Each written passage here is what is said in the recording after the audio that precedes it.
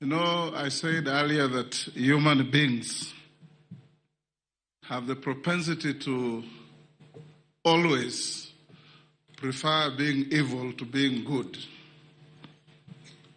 And there's a great writer called Graham Greene. He wrote many books, and I've read many of them. The Heart of the Matter, Our Man in Havana, The Confidential Agent, The Room at Midnight, My Journey Without Maps, The Power and the Glory, Quiet American.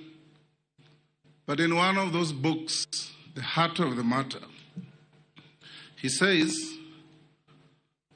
in relation to Jesus, he says, goodness has only once in humanity found a perfect incarnation in a human body, and never will it again. But evil can always find a home in the human body, and it's you to resist the temptation to be a refuge for evil.